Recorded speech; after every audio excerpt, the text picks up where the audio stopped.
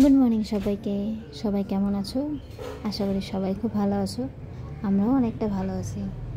ঘুম, আরাম, ভালো লাগা, খারাপ লাগা, এটা হয়তো আমাদের সবারই হয়তো আছে, তাই না?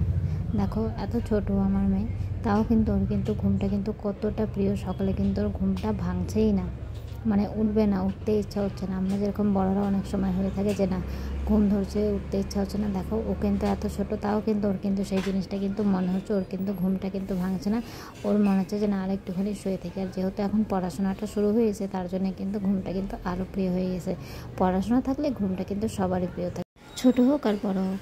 আমাদের কিন্তু সবারই কিন্তু ভালো লাগা, খারাপ লাগা কিন্তু একটা জিনিস কিন্তু থেকেই যায়, তাই না? ছোটোবেলায় হয়তো কোনো জিনিস খারাপ লাগে, হয়তো আমরা কান্নাকাটি করি, চিল্লাহাল্লা করি, সবাইকে হয়তো বুঝতে দিই বা বোঝানোর চেষ্টা করি যে না, আমার এটা ভালো লাগছে না, আমি এটা করব না, বা এটা আমার পছন্দ না। কিন্তু বড় হলে সেই জিনিসটা কিন্তু অনেকটাই পরিবর্তন হয়ে যায়। বড় হলে যে কোনো জিনিস আমরা কিন্তু কী বলবো, লুকাতে শিখে যাই, বুঝতে শিখে যাই যে না, এটা এরকম করা যাবে না, ওটা এরকম করা যাবে না।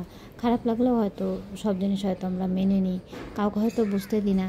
সময়ের সাথে সাথে শুধু এটাই হয়তো একটা তফাৎ হয়তো হয়ে থাকে, কিন্তু বললাম না, খারাপ লাগাটা ভালো লাগা সেটা কিন্তু লেগেই থাকে।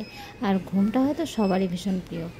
যখন ছোট থাকে, পড়াশোনা করে, তখনও প্রিয় থাকে। যখন বড় হয়, কাজের চাপ থাকে, তখনও কিন্তু ঘুমটা কিন্তু অনেক প্রিয় থাকে। কিন্তু তখন কাজের চাপ থাকলেও কিন্তু তখন জানি যে না, তখন তো উঠতে হবে ঘুম থেকে, তখন তো আর ঘুমালে চলবে না। সেই জন্য তখন উঠে পড়তে হয়, তখন আর আলসে করার কোনো জায়গা থাকে না। কেন কি, তখন যদি আলসে করে যদি বসে থাকা যদি হয়, শুয়ে থাকা যদি হয়, তাহলে কাজগুলো কী করে হবে, তাই না? সেই কাজটা তো মাথায় থাকে আমাদের। সেই জন্যে তখন আর ঘুমটা হয় না, আর আলসেটাও কিন্তু অনেকটা কিন্তু কমে যায় সময়ের সাথে সাথে। তো যাই হোক, দেখো, অনেক কষ্ট করে কিন্তু মেয়ে কিন্তু ঘুম থেকে উঠে পড়েছে, আর আমিও কিন্তু ঘরদুয়ার কিন্তু একদম পরিষ্কার করে নিলাম।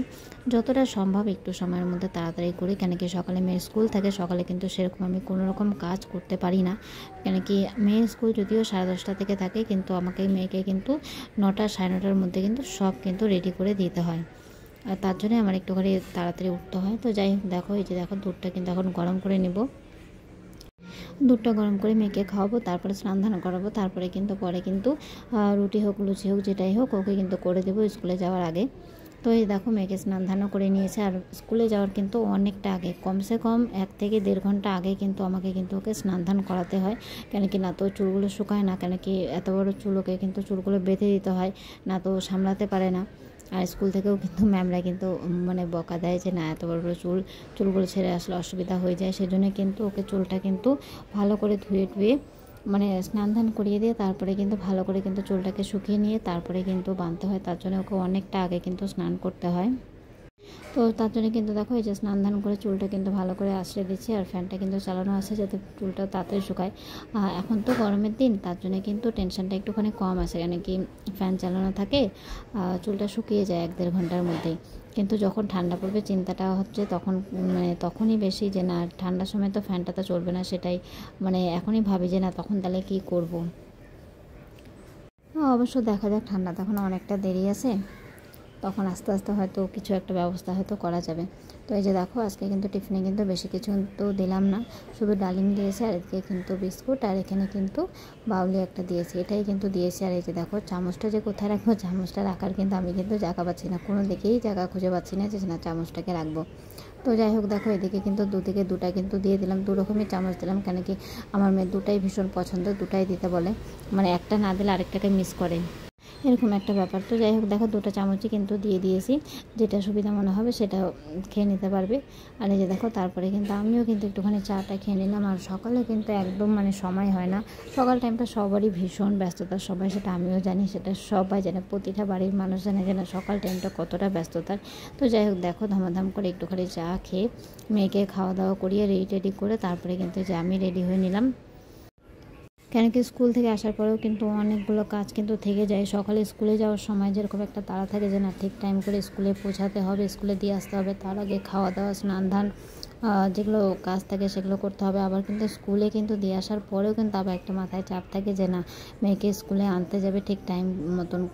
মানে স্কুলে দিয়ে আসার পর থেকেই কিন্তু আমি শুধু ঘড়িটাই দেখতে থাকি যে না, 2টা বাজলো, 2টা বাজলো, 2টা বাজলো। 2টাতে ছুটি হয়, কিন্তু 1:50-এই কিন্তু বাড়ি থেকে বেরিয়ে যেতে হয়। স্কুল বাড়ির থেকে খুব একটা বেশি দূরে না, একদম বাড়ির সামনেই।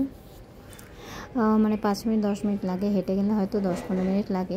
তো যাই হোক দেখো, এই যে দেখো খুব বৃষ্টি আসবে মনে হচ্ছে, মানে এতটা বৃষ্টি আসবে মনে হচ্ছে এক্ষুনি বৃষ্টি আসবে। তো চলো দেরি না করে তাড়াতাড়ি করে দৌড়ে দৌড়ে যাওয়া যায়, কেন কি আজকে কিন্তু টোটোটা এখনও পর্যন্ত কিন্তু পেলাম না। তো যাই হোক দেখো ফাইনালি কিন্তু টোটো পেয়ে গেছি, আর টোটোতে উঠতে উঠতেই কিন্তু দেখো হালকা হালকা বৃষ্টিটা কিন্তু শুরু হয়ে গেছে। তো এরকম যদি বৃষ্টি থাকে তাহলে তো ভালোই, কিন্তু দেখো এই যে দেখো কতটা বৃষ্টি শুরু হয়ে গেছে। টোটো থেকে নামতে নামতে এতটা পরিমাণে বৃষ্টি, মানে কি বলবো, মানে যেরকম বৃষ্টি হচ্ছে সেরকম হাওয়া হচ্ছে। দেখতে যদিও ভীষণ সুন্দর লাগছে, কিন্তু প্রচণ্ড জোরে বৃষ্টি হচ্ছিল।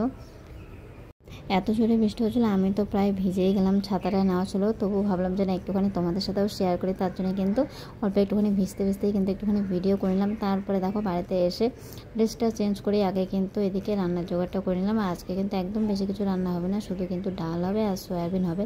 আর আজকে সয়াবিন কিন্তু বেশি দেবো না, কেন কি অল্প একটুখানি ছানা দিয়ে একটুখানি বড়া করা হয়েছে, মানে পনিরের মতন করে, তো সেটা কিন্তু দেওয়া হবে। তার জন্য কিন্তু আজকে সয়াবিনটা একটুখানি কম দেওয়া হয়েছে, মানে দুটা মিলিয়ে কিন্তু রান্না করা হবে। তার জন্য আজকে সোয়াবিনের পরিমাণটা কম আছে। আর এটা কিন্তু অরলের ডাল, তোমাদের কার কার ভালো লাগে জানিও, আমার কিন্তু খুব একটা বেশি পছন্দ হয় না। তো যাই হোক দেখো এটাই আজকে রান্না হয়েছে। তারপরে দেখো মেয়েকে বাড়ি থেকে নিয়ে আসার পরেও দেখো বৃষ্টিটা কিন্তু আছেই। এখন কিন্তু প্রায় সন্ধ্যা হয়েছে, সন্ধ্যার দিকেও কিন্তু বৃষ্টিটা কিন্তু আছেই। তো এই যে দেখো সন্ধ্যার দিকে জানলাটা বন্ধ করে দিচ্ছে মেয়ে, যে না বাইরে বৃষ্টি হচ্ছে, তার জন্য কিন্তু জানলাটা কিন্তু ওই কিন্তু বন্ধ করে দিল।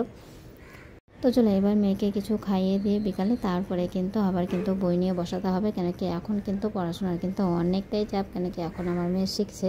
তো শেখার কাজটা কিন্তু অনেকটাই হয়তো কঠিন। এই যে দেখো লিখতে পারে, তবুও কিন্তু দেখো দুষ্টু করছে যে না এটা ওখানেই লিখবে, 2 লেখা কিন্তু কমপ্লিট, তাও কিন্তু দেখো 2টাই লিখবে। তো যাই হোক চলো এখন মেয়েকে পড়ানো যাক। এখন যেহেতু মেয়ের পড়াশোনা শুরু হয়েছে, তার জন্য কিন্তু ওর পিছনে কিন্তু অনেকটাই সময় কিন্তু দিতে হয়, কেন কি আমার মেয়ে এখনও টিউশন দিইনি, আমি নিজেই পড়াই। তো তার জন্য কিন্তু অনেকটা সময় দিতে হয়, কেন কি ছোটো আছে আর লেখাটেখা যেরকম এখন শিখছে। তো যাই হোক দেখো এই যে বাংলাটাও কিন্তু শেখাচ্ছি, বাংলাটা এখনও স্কুলে যদিও শুরু হয়নি, কিন্তু আমি কিন্তু বাংলাটা ওকে অল্প অল্প করে চেষ্টা করছি অল্প করে শেখানোর। তো চলো আজকের মতন এই পর্যন্তই।